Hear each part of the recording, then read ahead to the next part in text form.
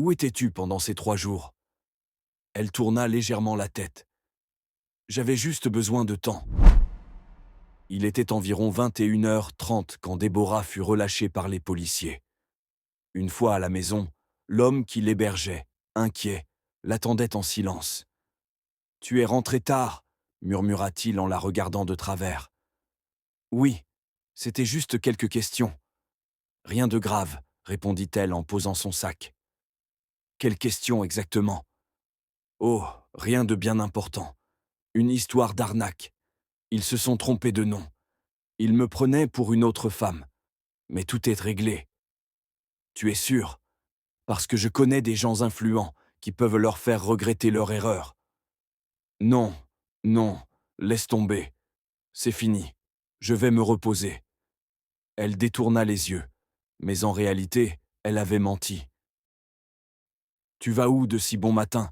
demanda le jeune homme en la voyant prendre son sac. « Je dois aller au marché. Il me faut des affaires. »« Tu es sûr ? » ?»« Oui, je reviens vite. » En réalité, Déborah se dirigeait vers le tribunal. Elle avait été convoquée pour répéter ses déclarations devant le juge. Les policiers l'attendaient devant le bâtiment. Le juge consultait les rapports posés devant lui.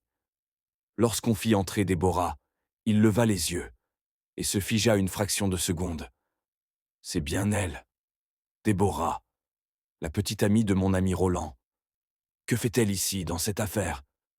Il se ressaisit immédiatement parce qu'il devait rester professionnel.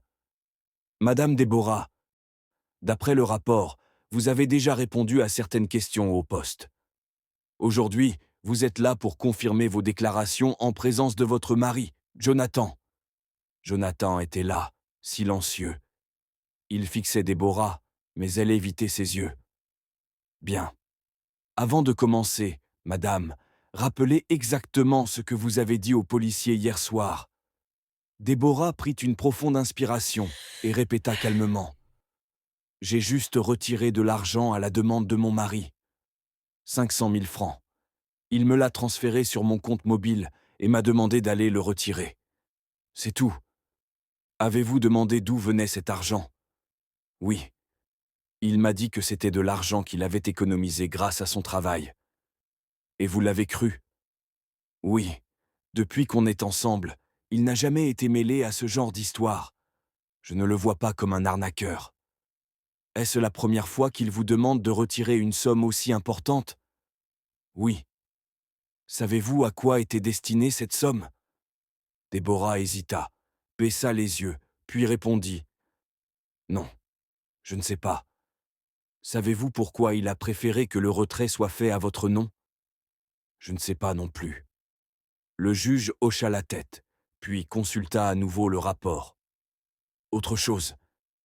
Hier soir, vous avez été retrouvé chez un homme. Qui est-il pour vous? Elle sentit un frisson la parcourir. Un ami. Je ne voulais pas rester seul. J'étais fatigué. J'avais besoin de recul. Jonathan serra légèrement les poings, mais ne dit rien. Le juge regarda tour à tour Déborah et Jonathan. Très bien. Pour l'instant, nous allons en rester là. À ce moment même, Jonathan lança calmement. Déborah, où étais-tu pendant ces 3 jours? Elle tourna légèrement la tête. J'avais juste besoin de temps. À suivre.